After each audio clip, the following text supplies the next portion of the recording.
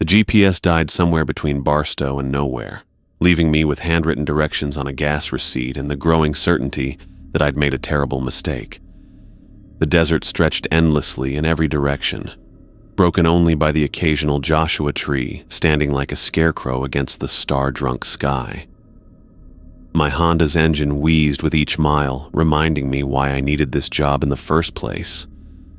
Mom's chemo bills sat folded in my wallet, $3,147 due by Friday. The temp agency had called this morning with something that paid double the usual rate, night shift at a remote gas station. Isolated location, the woman had said, like that was supposed to be a selling point. Perfect for someone who needs to focus. My phone buzzed again. David, third time in an hour. I let it go to voicemail. The station appeared suddenly, a bright island in the darkness that made me squint after hours of highway hypnosis. 2 pumps, a small building with large windows, and a neon sign that flickered between open and something I couldn't quite read. I pulled up to the front door and killed the engine.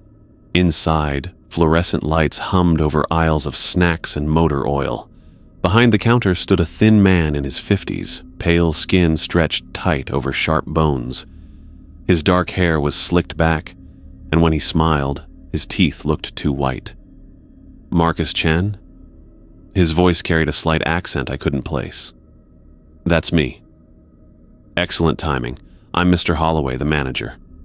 He extended his hand. His fingernails were yellowed and slightly too long, like he'd forgotten to trim them for months. Ready to get started? I shook his hand, noting how cold his skin felt despite the desert heat. The agency said you needed someone tonight? Indeed. My previous employee had to leave rather suddenly. He reached under the counter and produced a manila folder. Standard employment paperwork. Nothing complicated. The contract was surprisingly short. 2 pages of basic employment terms and a section titled Station-Specific Guidelines.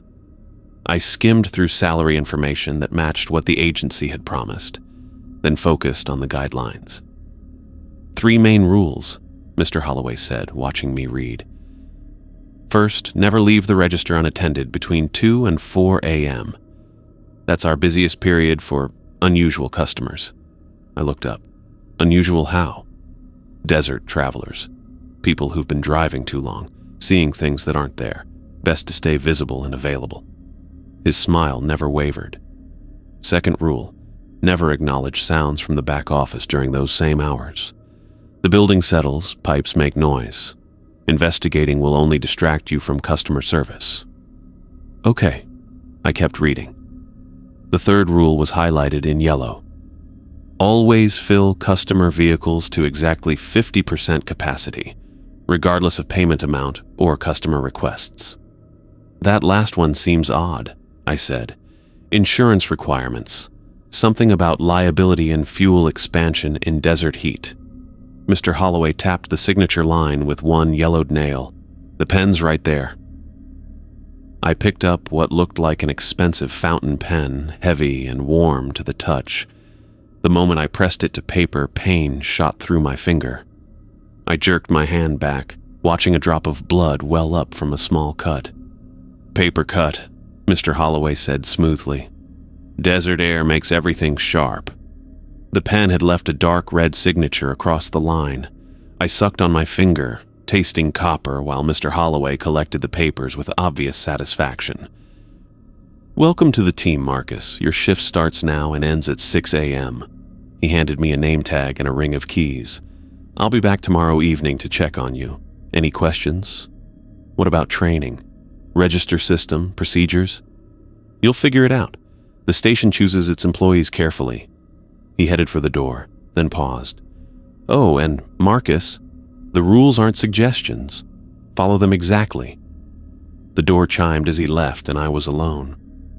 The register system was straightforward enough, basic point of sale with credit card processing. I found the employee handbook under the counter, a thin booklet with Desert Star Station printed on the cover.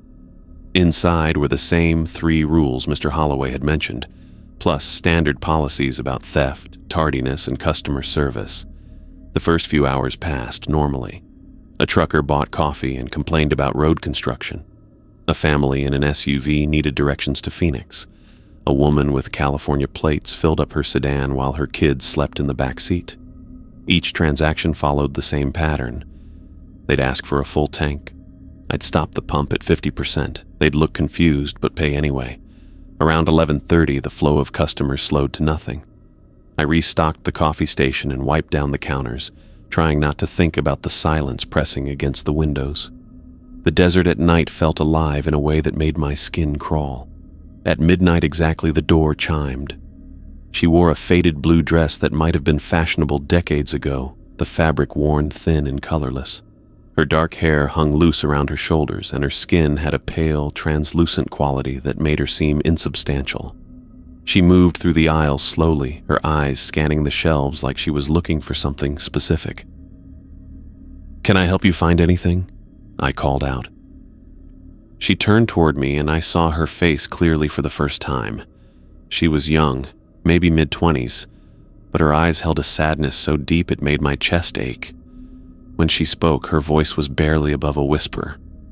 "Have you seen my baby?" The question hit me like a physical blow. For a moment, I was 7 years old again, standing in Emma's nursery while Mom screamed and Dad called 911.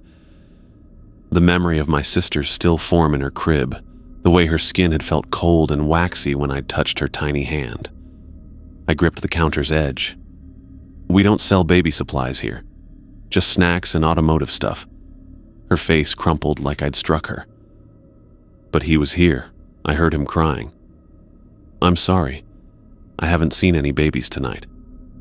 She stared at me for a long moment, tears sliding down her cheeks. Then she began walking backward toward the door, never taking her eyes off me. The automatic door opened and she stepped through it, still facing me, her mouth moving in words I couldn't hear. The door closed, and she was gone. I stood there shaking, my heart hammering against my ribs. The woman's grief had felt real, overwhelming, but something about the encounter was wrong. The way she'd moved, the way she'd looked at me like I was supposed to know something I didn't. I checked my phone. 12:17 a.m. Still hours to go. The next customer was a man in his 40s driving a pickup truck. He bought a pack of cigarettes and an energy drink, paid cash, and left without saying much. Normal. Human. I started to relax. At 1:30, a sedan pulled up to pump 2. The driver, a middle-aged woman, came inside to prepay for gas. She handed me $40 and asked for pump 2. "I'll fill it up," she said. "I can only fill it halfway," I replied, remembering the rule. She frowned. "Why?" "I'm paying for a full tank." "Store policy. Insurance requirements." "That's ridiculous. I need a full tank to get to Flagstaff." I shrugged apologetically and authorized $20 to the pump. She stormed out, muttering about incompetent employees. Through the window, I watched her fill up exactly halfway before the pump automatically shut off. She tried the handle again, but nothing happened. After a moment of frustrated gesturing, she got back in her car and drove away. The rules worked, apparently, even when I didn't understand why. At 2:15 a.m., I was reorganizing the candy display when I heard it. Crying. Soft, muffled, but unmistakably the sound of an infant in distress. It was coming from the back office. I froze, a bag of gummy bears halfway to the shelf.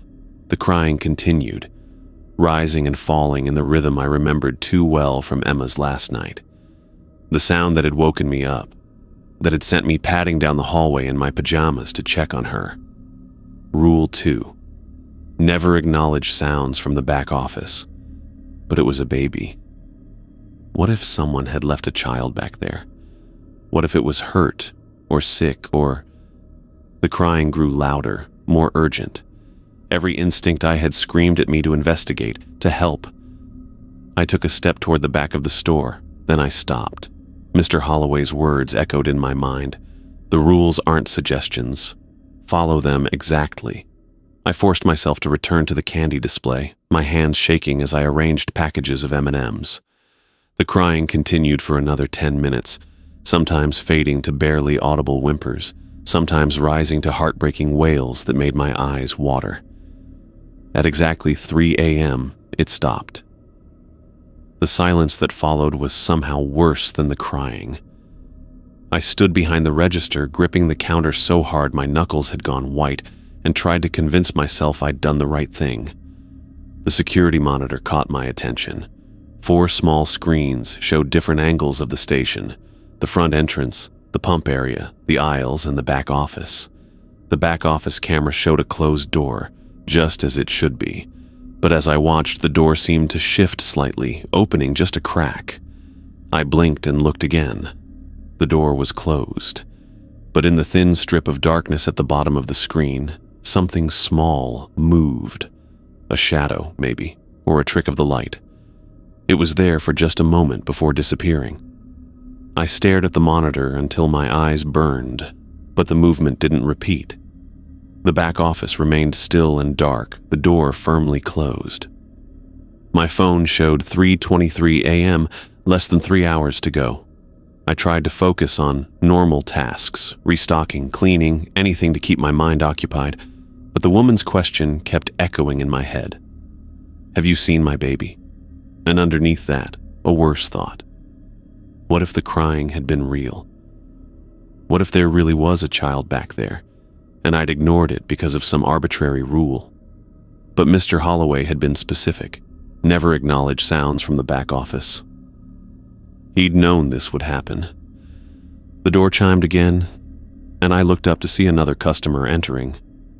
This one was different, older, with graying hair and burn scars covering half his face. He moved with the careful gait of someone who'd learned to live with chronic pain. "Evening," he said, approaching the counter. "Good evening. Can I help you?" He studied me for a moment, his eyes sharp and knowing. "First night?" "Yeah, how'd you know?" "You've got that look, like you're trying to figure out if you're going crazy or if the world is." He leaned against the counter. "Name's Sam Morrison. I drive through here regular." "Marcus Chen." "Marcus." He nodded slowly. "How many rules did they give you?" 3. "Why?" Sam's scarred face twisted into something that might have been a smile. "They always start with 3. Makes it seem manageable." He pulled out a worn wallet and extracted a $20 bill. "Pack of Marlboro Reds and whatever gas this'll buy." I rang up the cigarettes and authorized the remaining amount to pump one. Sam didn't move to leave. "You heard the crying," he said. It wasn't a question. I hesitated. "I don't know what you mean." "Sure you do. Around 2:47, lasted about 13 minutes. Stopped right at 3. Sam's eyes never left my face. "You followed the rule. Good. That's how you survived the first night." "Survive? This place?" Sam gestured vaguely at the store around us. "It's not what it seems. The rules aren't about insurance or customer service. They're about keeping you alive long enough to understand what you've gotten yourself into." A chill ran down my spine. "What are you talking about? You signed the contract with blood, didn't you? Thought it was a paper cut?" I touched my finger unconsciously. The small wound had already healed, leaving no trace. "How did you?" "Because that's how it always starts. The station chooses its employees, Marcus. And once you've signed..." He shrugged. "Well, let's just say the job description isn't complete." Before I could respond, Sam headed for the door. He paused with his hand on the handle. "Advice? Follow the rules exactly. Don't try to be a hero, and whatever you do, don't go looking for answers you're not ready to handle." He pushed the door open. "See you around, Marcus, one way or another." The door chimed as he left, and I was alone again. I stared at the security monitor, watching Sam pump his gas. He filled up exactly halfway, just like everyone else, then got back in his truck and drove away. But something about his words had shaken me more than the crying or the strange woman. The station chooses its employees. I pulled out my phone and scrolled to David's missed calls. 3 voicemails, all from earlier tonight. I played the first one. "Marcus, don't take that job. I looked into the company. Desert Star Station. There's something wrong with their employment records. People start working there and then just disappear from the system. No forwarding addresses, no references, nothing. Call me back." The second message was more urgent. "Seriously, man, I found a forum where people talk about these stations. They're all over the Southwest, same company, same weird stories. Don't sign anything until we talk." The third message was barely audible, like David was whispering, "If you're already there, follow whatever rules they gave you. Don't try to leave until sunrise. And Marcus, don't trust anyone who says they're trying to help you." I lowered the phone, my hands trembling. The contract was already signed. The job had already started, and according to the clock on the register, I still had 2.5 hours until dawn. Outside, the desert stretched endlessly in all directions, dark and empty except for the small circle of light around the station. I was trapped here until morning, bound by rules I didn't understand, in a place that apparently chose its employees for reasons that had nothing to do with customer service. The security monitor flickered, and for just a moment I thought I saw movement in the back office again. But when I looked directly at the screen, everything was still. I gripped the counter and tried to steady my breathing. Whatever was happening here, whatever I'd gotten myself into, I had to survive until sunrise. Follow the rules. Don't investigate. Don't try to be a hero. But as I stood there in the fluorescent light, surrounded by the vast darkness of the desert, I couldn't shake the feeling that the real test was just beginning. I stared at the computer screen, the employee training folder glowing like a beacon in the digital darkness. After Sam's cryptic warnings, I needed answers that made sense, real answers, not riddles about stations choosing employees. The desktop was sparse, just a few folders labeled Inventory, Schedules, and Employee Records, Do Not Delete. That last one practically screamed at me to click it. Inside were dozens of video files organized by year going back to 1987. Each file was labeled with an employee name and date range. I scrolled through them. Rodriguez, Miguel, 1989, 1990. Thompson, Sarah, 1995, 1996. Vasquez, Eddie, 1987 and 1988. Eddie Vasquez. I clicked on his file. The security footage was grainy, black and white, but clear enough. A young man with dark hair stood behind the same register where I was sitting now. The timestamp read 3:17 a.m., October 15th, 1987. Eddie was maybe 22, wearing a uniform shirt that looked identical to mine except for the faded logo. In the video, Eddie suddenly looked up, tilting his head like he was listening to something. His mouth moved. He was talking to someone off camera. Then he stepped away from the register, moving toward the back of the store. The camera angle switched, following him down the same aisle I'd walked earlier. Eddie approached the back office door, his hand reaching for the handle. He paused, looking over his shoulder, then opened the door and disappeared inside. For 20 minutes, the feed showed an empty store, just the register area, fluorescent lights humming silently in the recording. Then Eddie returned to frame, but something was wrong. Eddie walked normally, moved normally, but his shadow stretched across the floor in the wrong direction. While Eddie stood directly under the lights, his shadow fell toward the camera, dark and sharp against the linoleum. As I watched, the shadow moved independently, reaching toward the lens while Eddie remained perfectly still. The video ended abruptly. I sat back, my heart hammering. The timestamp showed Eddie had worked here for 8 months. What had happened to him after that night? I checked the current security monitors. 4 feeds showing the station from different angles. Front door, pump area, aisles, back office. Everything looked normal until I focused on pump 3. A shadow moved between the gas pumps, not cast by any person or object I could see, but definitely there. It stretched and contracted like it was searching, reaching toward the building, then pulling back. The shadow of a person who wasn't there. Jesus, I whispered. The front door chimed. Sam Morrison walked in, his scarred face grim in the fluorescent light. He moved straight to the counter without browsing, his eyes fixed on me. "How many rules did they give you?" he asked. "3. You asked me that earlier." That was earlier. Things change fast here. Sam leaned against the counter. "Check your handbook." I pulled out the thin booklet from under the register. The cover still read, Desert Star Station Employee Guidelines. But when I opened it, my blood went cold. The pages had multiplied. What had been a simple 3-rule pamphlet now contained 13 numbered guidelines, each written in different handwriting. Some looked typed, others handwritten in various inks. Rule 7, written in blue ballpoint pen, read, "Never acknowledge temporal inconsistencies." The handwriting looked familiar, too familiar. "That's impossible," I said. This was 3 pages when I started. "Rule 7, Sam said quietly. "You just broke it." I stared at the handbook, flipping through pages that shouldn't exist. Rule 9 was written in red ink. "Sam Morrison must warn but cannot save." Rule 11, in pencil.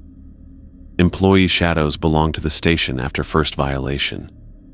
"Sam," I said slowly, "what happened to Eddie Vasquez?" Sam rolled up his left sleeve, revealing a tattoo on his forearm. Not a normal tattoo. The words looked burned into his skin, raised and angry. "Sam Morrison must warn but cannot save." "I tried to help him," Sam said. October 15th, 1987. Eddie was a good kid, reminded me of my younger brother. When he started hearing the crying, I radioed him from my truck, told him to stay at the register. But he went back there anyway. "You were here that night?" "I've been here every night since 1979. Different truck, same route, same warning I give to every new employee." Sam's scarred face twisted. "The station made me part of its system. I warn people, but the warnings are designed to fail. Fear makes the binding stronger." I looked at the security monitor showing pump 3. The shadow was still there, moving restlessly between the pumps. "Is that Eddie?" "Part of him. The part that tried to help someone else's baby instead of following the rules." Sam pointed at the monitor. "Your shadow's already starting to separate. Look." I glanced at the monitor showing the register area. There I was, standing behind the counter, but something was off about my reflection in the screen. The image lagged slightly, like a bad video call. When I raised my hand, my reflection followed a split second later. "It starts small," Sam said. "Temporal displacement. Your reflection running behind your movements. Then your shadow starts acting independently. Eventually, if you break enough rules, you become part of the station's warning system like me." The woman in blue appeared on every monitor simultaneously. In the front door camera, she stood just outside the entrance. In the pump area feed, she was between the gas pumps. In the aisle camera, she moved slowly down the snack aisle. In the back office monitor, she sat in a chair that hadn't been there before. But in each feed, she was doing something different. Outside, she was looking up at the sky. At the pumps, she was kneeling on the ground. In the aisle, she was reaching toward the camera. In the back office, she was holding something wrapped in a blanket. The bundle in her arms moved. "Mary Hutchinson," Sam said, following my gaze. "Lost her baby here in 1892. Made a deal to search for him forever. Every employee becomes part of her search." "That's insane." "Is it? You signed a contract with your blood. You're following rules that change themselves. You're watching security footage of a man whose shadow moves independently." Sam's voice was matter-of-fact. "What part of this seems sane to you?" I looked back at the monitor showing the back office. The woman, Mary, was rocking the bundle gently. As I watched, she looked directly into the camera and mouthed a single word. "Help. She wants me to go back there." She wants you to find her baby. That's what every employee thinks they're doing when they break rule too. But the baby isn't lost, Marcus. The baby is the station.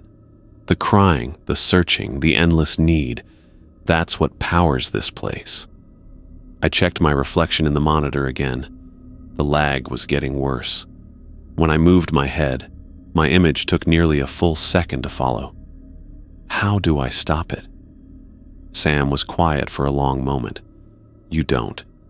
You survive until dawn, then you leave and never come back. That's the only way. What about the next person? What about Jennifer? Jennifer? I hadn't mentioned that name to Sam. I'd never heard that name before tonight, but somehow I knew it, like it had been written in my mind the moment I signed the contract.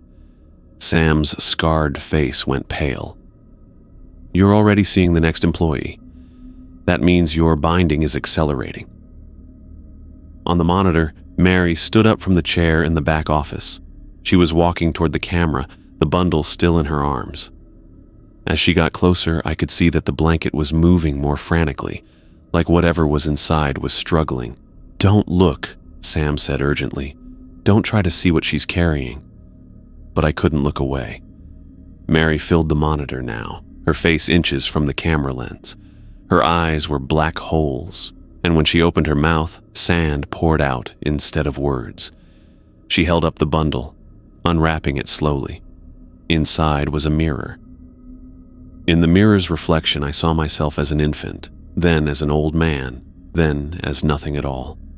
The images cycled endlessly: birth, age, death, birth again, and underneath it all, the sound of crying that seemed to come from inside my own chest. Marcus. Sam's voice sounded far away. Look at your hands. I looked down. My hands were translucent like Mary's had been. I could see the counter through my palms, see the register keys through my fingers. The transformation is starting, Sam said. You need to make a choice. Follow the rules and survive until dawn, or break them and become part of the station forever. The crying from the back office started again, but this time, it wasn't coming through the walls. It was coming from the monitor speakers, from the fluorescent lights, from inside my own head, and underneath the infant's wails, I heard another sound, my own voice, calling for help from somewhere very far away. The red pickup pulled up to pump 3 at exactly 3:47 a.m., its engine rumbling like a diesel even though it was clearly a gas truck. The driver climbed out slowly, moving with the stiff gait of someone whose joints had given up on flexibility decades ago.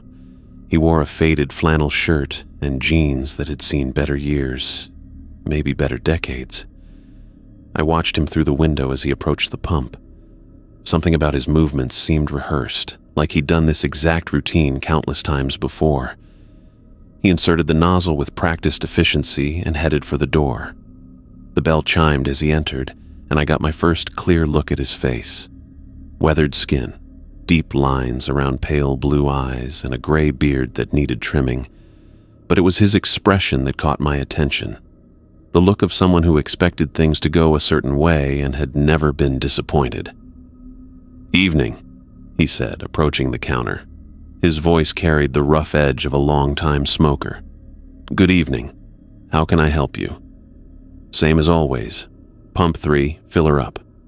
He pulled out a worn leather wallet and extracted 2 20s. "Been coming here every Tuesday for 37 years. Never had a problem." I stared at him. 37 years would put his first visit sometime in the mid-80s. Before Eddie Vasquez. Before most of the employee records I'd seen. "I can only authorize half a tank," I said, remembering Rule 4. "Store policy." His face darkened. "What kind of policy is that? I'm paying for a full tank." "Insurance requirements. I'm sorry, but..." "Insurance?" He slammed his fist on the counter, making the register jump. "Boy, I've been filling up here since before you were born. I know every manager this place has had, every rule they've tried to implement. There ain't no insurance policy that stops a man from buying gas." I authorized $20 to pump 3, keeping my voice steady. "That's all I can do." He leaned across the counter, his pale eyes boring into mine. "You'll learn, just like all the others. This place has its own way of teaching lessons." He straightened up and headed for the door. 37 years, and I ain't never left here with half a tank. Tonight won't be the first time. The door chimed as he left. Through the window, I watched him return to his truck and grab the pump handle. The display showed $20 authorized, but as he squeezed the trigger, the numbers kept climbing. 25, 30, 40. The pump didn't stop at 50%.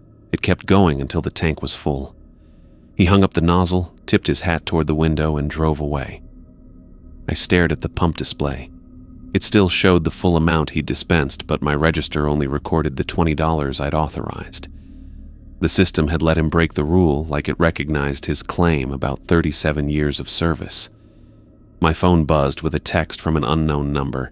"Check the archives. Mary Hutchinson, 1892. I looked around the empty store. No one else was here. No one else had my number except David, and this wasn't his phone. I pulled up the browser on my phone and searched for Mary Hutchinson, 1892. The first result was a digitized newspaper article from the Barstow Desert Dispatch, dated October 23, 1892.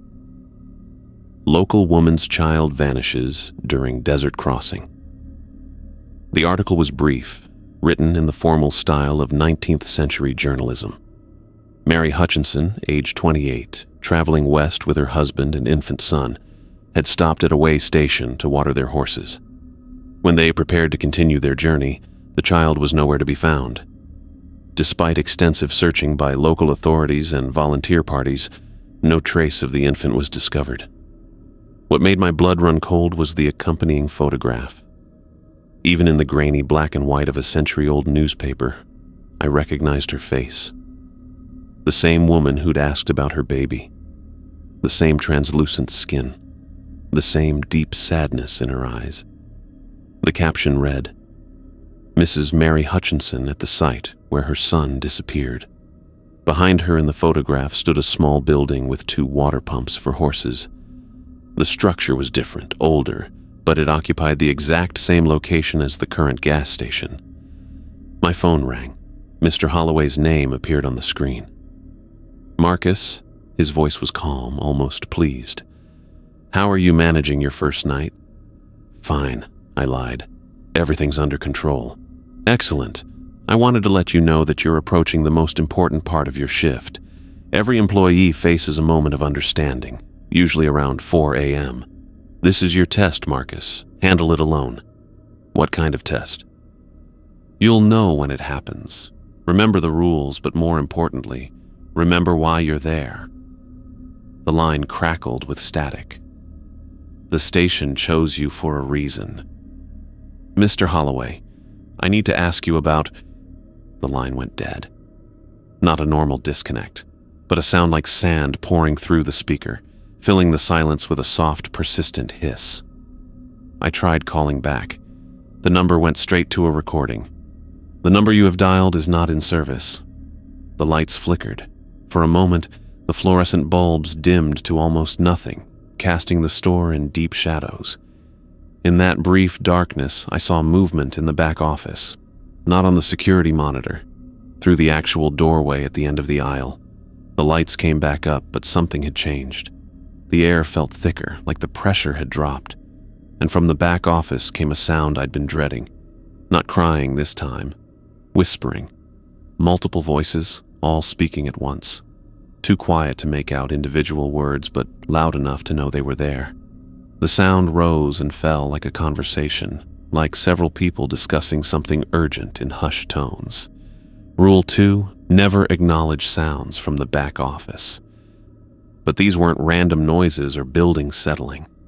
These were human voices, and they were calling my name. "Marcus." Clear as day, spoken by someone who sounded exactly like me. I gripped the counter. The security monitor showed the back office door standing open, though I was certain it had been closed moments before. The camera angle revealed part of the room beyond, a desk, a filing cabinet, and something else. shapes that looked like people. "Marcus, come here." My own voice again, but coming from the back office. I looked at my reflection in the monitor. The lag was getting worse, nearly 2 full seconds now between my movements and my image. But worse than that, my reflection was moving its mouth when I wasn't speaking. My reflection was the one calling my name. The whispering grew louder, more urgent. I could make out individual words now. "Help us. Don't leave. You're already here." All in my voice, all spoken by people I couldn't see. I stood up from the stool behind the register. Every instinct screamed at me to stay put, to follow Rule 2, to wait for dawn. But the voices were so familiar, so desperate. And underneath them, barely audible, was the sound of that infant crying again. I walked toward the back of the store. The aisle seemed longer than before, stretching away from me like I was walking through a funhouse mirror. The fluorescent lights flickered with each step, casting my shadow in multiple directions. But as I got closer to the back office, I realized I wasn't casting just one shadow anymore. There were 5 of them, all slightly different heights, all moving independently. I reached the doorway and looked inside. 5 versions of myself sat around a small table in the back office. Each one was in a different state of decay. The one closest to the door looked almost normal, maybe a few days dead. His skin was pale but intact, his clothes the same uniform I was wearing. But his eyes were solid black, and when he saw me, he smiled with teeth that were too sharp.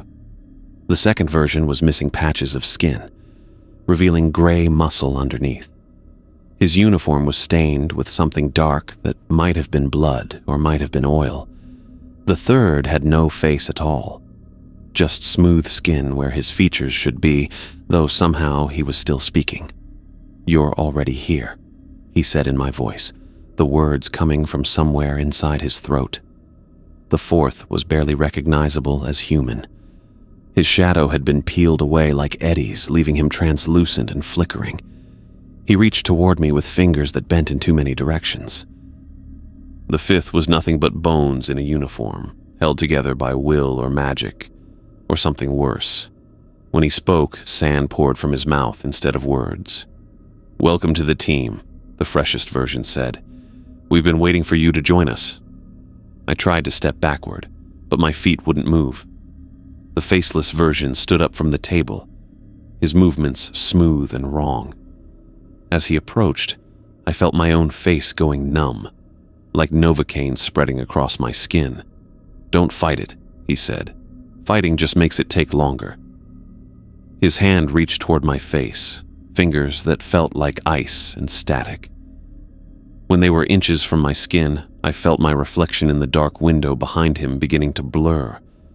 I jerked backward, breaking whatever hold had kept me frozen. The numbness in my face receded, but I could still feel where his fingers had almost touched me, cold spots that burned like frostbite. I ran. Behind me, all 5 versions of myself laughed in perfect unison, the sound echoing through the store like a chorus of the damned. I made it back to the register just as sand began pouring through the sealed windows. Not from outside. The desert beyond the glass was still and quiet. The sand was coming from inside the building itself, streaming through cracks that shouldn't exist, filling the air with grit that tasted like copper and decay. The woman in blue materialized behind the counter next to me. "He's crying again," she said, holding her bundle close. "He's been crying for so long." The sound was coming from everywhere now, not just the back office, but from inside the walls themselves, from the ceiling tiles, from the floor, from the very structure of the building. The cry of an infant who had been lost for over a century, who would never stop searching for comfort that would never come. All the gas pumps outside turned on at once. Through the window, I watched fuel spray from every nozzle, but it wasn't gasoline. The liquid was dark red and smelled like copper when the wind carried it through the door. The pump displays showed numbers, but not gallons or dollars. Dates: 1995, 2003, 2017, 2024, 2031, all different years, all in the future, all showing the different times I would die. The sand was ankle-deep now, rising steadily. Mary Hutchinson looked at me with her black hole eyes and unwrapped her bundle. Inside was a mirror, just like in the security footage. But this time, when I looked into it, I saw something different. I saw myself at age 7, standing in Emma's nursery. I saw myself signing the contract with blood. I saw myself in the back office with the other versions, all of us trapped in an endless cycle of death and rebirth. And I saw myself 30 years from now, standing behind this same register, warning a young man who looked exactly like me about rules he would never be able to follow. The mirror showed me the truth. I had never left this place. I had been here all along, in every moment, in every timeline, dying and returning and dying again. The station didn't choose its employees. It created them. I stared at the sedan through the window as it pulled up to Pump 2, its headlights cutting through the pre-dawn darkness. The car looked normal enough, a silver Honda Accord, maybe 10 years old, with a few dents that spoke of highway miles and parking lot mishaps. But something about the way it moved felt wrong, like it was gliding rather than driving. The family that climbed out made my stomach drop. There were 3 of them, 2 adults and a child who couldn't have been older than 8. They moved with the careful coordination of people who'd done this before, the parents flanking the kid as they approached the building. But where their faces should have been, there was only smooth skin. No eyes, no nose, no mouth. Just blank expanses of flesh that somehow still managed to convey expression through subtle shifts and tilts. The child was different. They had a mouth, a perfect, normal mouth, that moved as they spoke, even though the rest of their face was as featureless as their parents. "Please," the child said, pressing their small hands against the glass door. Their voice was clear, articulate, completely at odds with their appearance. We remember being normal. We had faces before we broke Rule 11 at the Tucson station. I stayed behind the register, my hands gripping the counter. The family stood outside, not trying to enter, just waiting. The parents' heads turned toward me in unison, and somehow I knew they were looking at me despite having no eyes. "Rule 11, the child continued, their breath fogging the glass. "Never trust your own reflection after midnight." We thought it was stupid. We looked in the bathroom mirror and laughed about it. Their voice cracked. The next morning we woke up like this. The woman in blue materialized beside me so suddenly I jumped.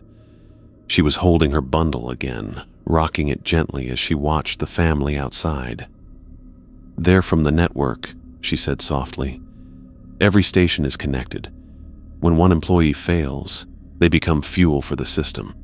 These 3 have been driving from station to station for 2 years, trying to find someone who will break the rules and free them all."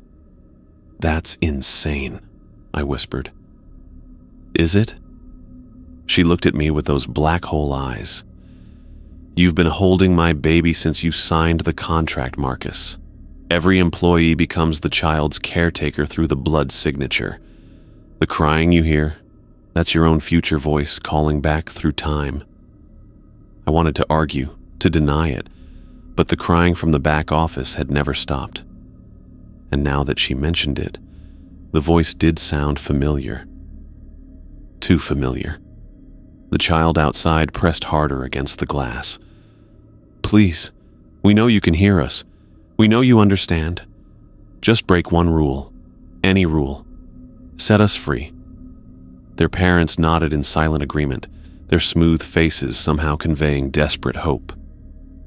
I thought about my father, about how he'd left when I was 7, claiming he had to do something important, something noble. How he'd promised to come back and never did. How my mother had cried for months, waiting for a man who'd abandoned his family for whatever cause he thought was more important than us. "No," I said, loud enough for them to hear through the glass. "I'm not breaking any rules." The child's face crumpled. "But we're suffering. We've been suffering for 2 years. And I'm sorry about that. but I'm not making the same mistake my father made. I turned away from the window. I'm not abandoning my responsibilities for someone else's noble cause. When I looked back, the family was gone. The sedan sat empty at pump 2, its engine still running, but no one was inside. The woman in blue was studying me with something that might have been approval. "You're learning," she said, "but you still don't understand what you're really holding." She unwrapped her bundle slowly, revealing the mirror I'd seen before. But this time, when I looked into it, the reflection was different. I saw myself as an infant, tiny and helpless. Then, aging rapidly through childhood, adolescence, adulthood, old age, death, and back to infancy again. The cycle repeated endlessly, each lifetime compressed into seconds. "Time folds here," she explained. "Every employee exists at every moment at once. Past, present, future, they're all the same thing. You're not just working tonight, Marcus. You're working every night that ever was or ever will be." I pulled out my phone and called Sam's number. He answered on the first ring. "You need to see something," I said. "I'm already here." I looked up. Sam stood outside the front door, his scarred face grim in the fluorescent light. He wasn't trying to enter, just standing there like he was waiting for permission. "Come in," I called. He shook his head. "Can't, not anymore. But I can talk through the glass." I walked to the door, staying on my side of the threshold. "Sam, I found your personnel file. It shows employment dates from 1952 through 2024. Same photo for 72 years. Sam's expression didn't change. "Time works different when you're bound to the system. I traded linear existence for eternal service. Every night I warn new employees. Every night they make the same choices. Every night the station gets stronger. Your warnings help it claim people faster, don't they?" "Fear is the key ingredient," Sam admitted. "The station feeds on resistance, on the struggle between following rules and breaking them. My warnings create that tension. I'm not trying to save anyone, Marcus. I'm part of the trap." The handbook in my pocket grew heavier. I pulled it out and watched new pages materialize, the text writing itself in real time. Rule 14 appeared in handwriting I recognized as my own. Marcus Chen must complete the cycle. "My name was already in here," I said, showing Sam the page through the glass, "before I arrived, before I signed anything. The station's been waiting for you specifically. Your bloodline has a debt to pay."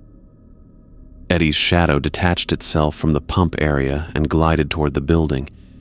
It moved like liquid darkness flowing across the pavement until it reached the window where Sam stood. The shadow pressed against the glass, and when it spoke, it was in Eddie's voice. "Your father signed the same contract in 1995, the shadow whispered. "Debt passes through bloodlines, Marcus. The station's been waiting 29 years for you to come home." "My father abandoned us," I said. "He left when I was 7. He left to delay your calling." Eddie's shadow replied. "Every year he stayed away was another year you got to live normally. But the debt always comes due." The woman in blue moved closer to me, her bundle shifting in her arms. "Look again," she said, holding up the mirror. This time I saw something different in the reflection. Not just my face aging and dying and being reborn, but my father's face too. And behind his, another man who looked like both of us. And behind him, another.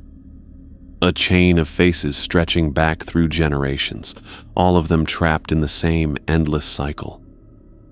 Every bloodline that makes a deal with the station becomes part of its foundation, she explained. Your ancestor made the first contract in 1892. He was traveling with his wife and child when they stopped here.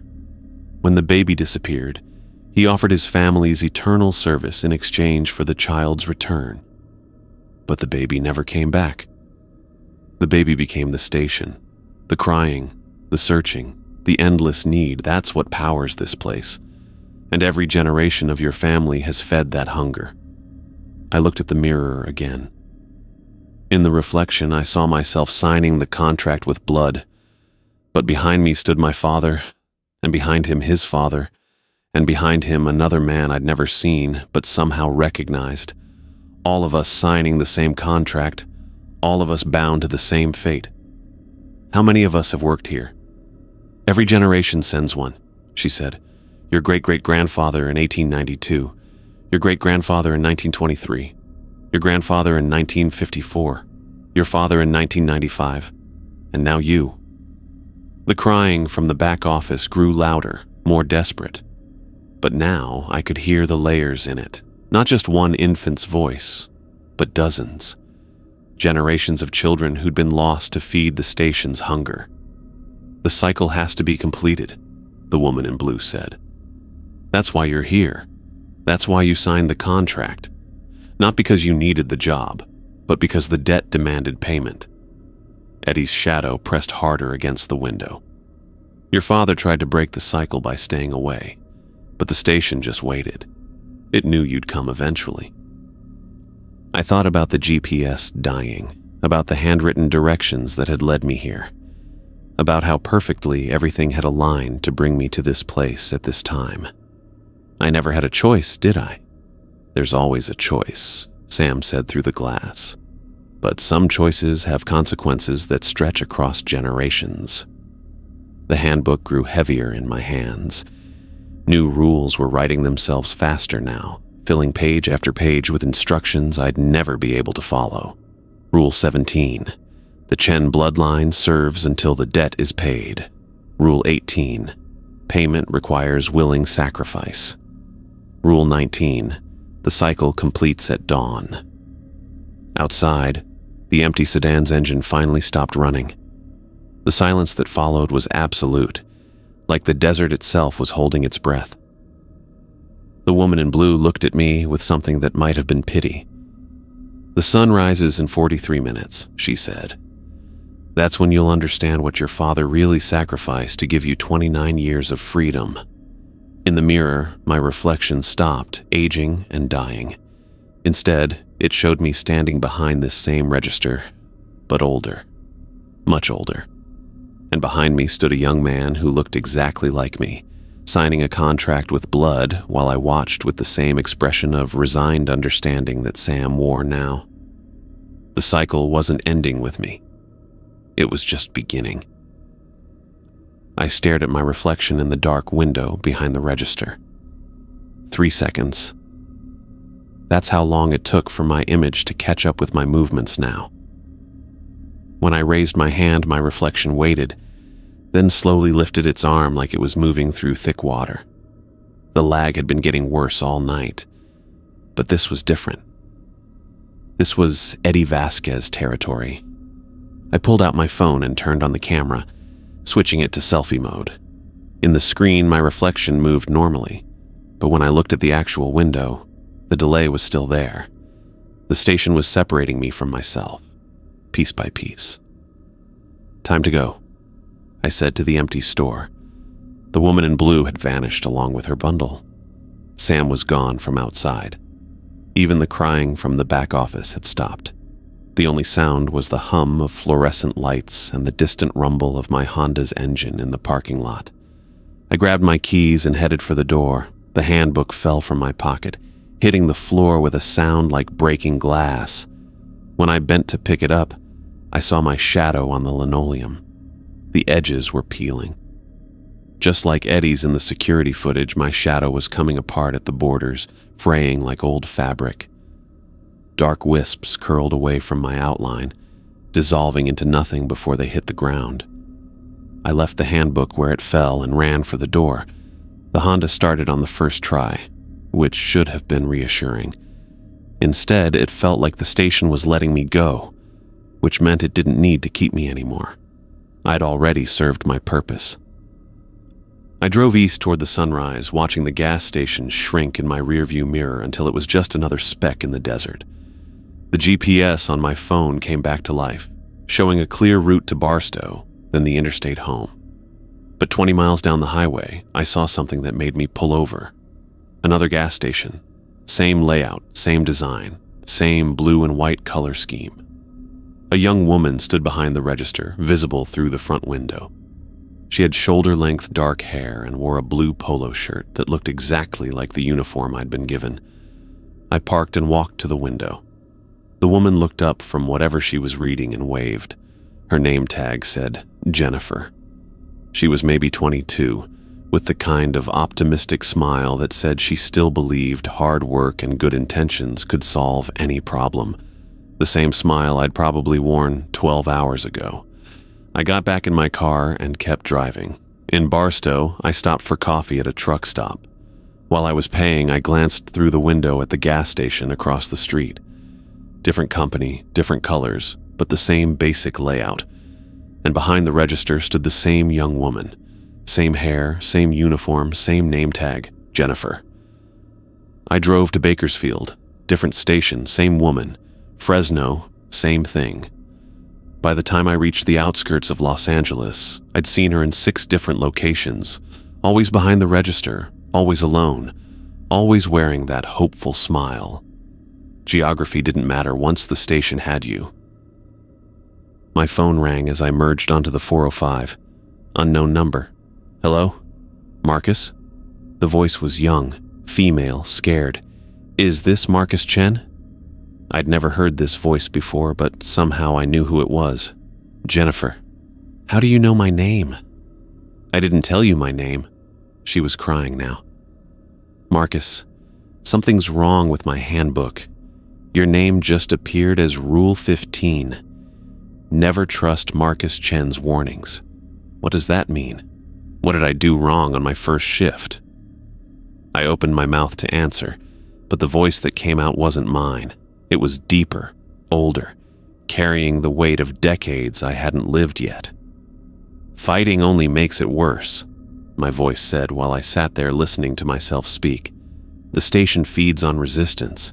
You should accept your role before it gets chosen for you. Marcus? Marcus, are you there? Jennifer's voice was getting more frantic. Please, I need help. I don't understand what's happening. I tried to speak, to tell her I was sorry that I didn't know how to help. But my mouth wouldn't move. The voice that wasn't mine continued talking. Every employee serves their purpose. Your purpose is to maintain the cycle until your replacement arrives. Stop fighting and it won't hurt as much. The line went dead. I pulled over at the next exit and sat in a McDonald's parking lot, staring at my phone. When I tried to call Jennifer back, the number went straight to a recording. The number you have dialed is not in service. I rolled up my sleeves to splash cold water on my face from a bottle in my cup holder. That's when I saw it. Rule 16 was burned into my left forearm like a fresh brand, the letters raised in red against my skin. The Chen bloodline owes eternal service. The pain hit a second later, sharp and burning. I pressed the cold water bottle against the mark, but it didn't help. The words were part of me now, written in scar tissue that would never fade. I understood why my father had left. Not because he was selfish or irresponsible, but because he'd known this day would come. He'd known that eventually, the debt would demand payment, and he'd tried to give me as many normal years as possible before the station called me home. Every photo of him in our house had slowly faded over the years until his face was completely blank. I'd thought it was some kind of chemical reaction in the old film. Now I knew better. The station had been erasing him, preparing for the day when I'd take his place. I turned the car around. The drive back to the desert station took 3 hours, but it felt like minutes. The sun was high overhead when I pulled into the parking lot, casting everything in harsh, unforgiving light. The building looked smaller in daylight, more ordinary, like any other roadside stop. But behind it, partially hidden by a cluster of Joshua trees, sat a 1995 Toyota Corolla. The paint was faded and the body was rusted, but the engine was running. I walked over and peered through the driver's side window. On the seat was a folded piece of paper with my name written on the outside in handwriting I recognized from old birthday cards and school permission slips. The note was brief. Marcus, I took your place for 30 years. Now you must take mine. The debt passes through bloodlines. Every generation serves until the next comes of age. I'm sorry I couldn't break the cycle, but I gave you as much time as I could. Take care of your mother and sister. Tell them I never stopped loving them. Dad. I folded the note and put it in my pocket next to the handbook that had somehow followed me back here. The front door of the station chimed as I entered. Mr. Holloway stood behind the register, wearing the same crisp white shirt and black tie he'd worn the night before. But in daylight, I could see details I'd missed in the fluorescent gloom. His skin had a waxy quality, like it had been molded rather than grown. His eyes were too bright, too focused, like a predator watching prey. "Welcome back, Marcus," he said. "I was wondering when you'd return. Where's my father? He completed his service this morning when you signed the contract. 30 years of faithful work, just as agreed." Holloway pulled out a manila folder and set it on the counter. "Now it's your turn." Inside the folder was a new contract, identical to the one I'd signed the night before except for the dates. This one was open-ended, with no termination clause. "How long?" I asked. "Until your child comes of age, assuming you have one. If not, the service is permanent." Holloway produced the same fountain pen from his jacket pocket. "Your father managed to delay your calling by staying away, but every bloodline has to pay its debt, eventually. I thought about my mother, about Emma, about the medical bills that had driven me here in the first place. What happens to them? They'll be provided for. The station takes care of its employees' families. Your mother's cancer treatment will be covered, your sister's education funded. All you have to do is sign. And if I don't?" Holloway's smile never wavered. "Then they suffer the consequences of your family's broken promises. The debt will be collected one way or another, Marcus. The only question is whether you pay it willingly or whether it's taken by force." I picked up the pen. It was warm to the touch, like it had been sitting in sunlight. And when I gripped it, I felt the same sharp prick I'd experienced the night before. My blood welled up from the tiny cut, ready to seal another generation's fate. "This started with Mary Hutchinson, didn't it?" I said. "In 1892. Mary made the first deal, yes. She offered her family's eternal service in exchange for her lost child's return. But the child had already become something else by then. The hunger that powers this place. The need that draws employees here.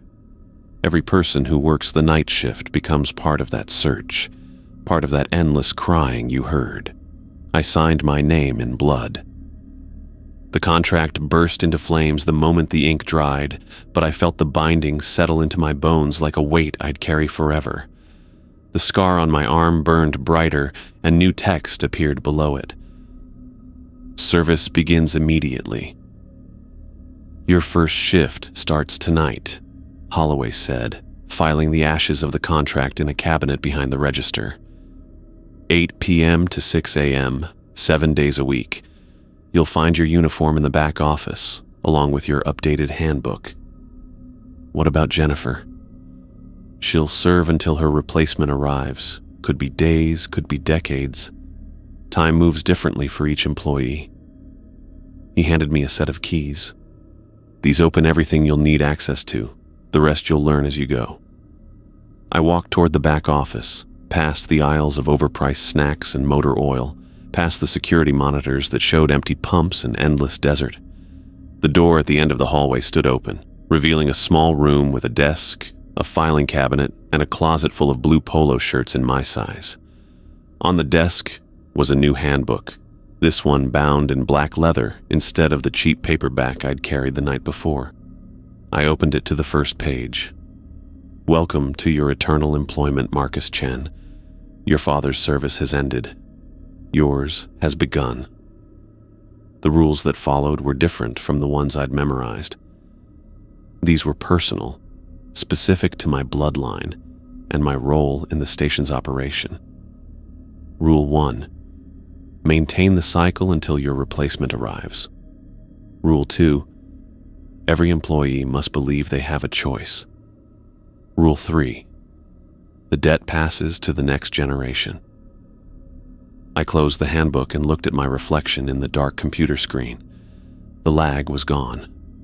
My image moved in perfect synchronization with my body.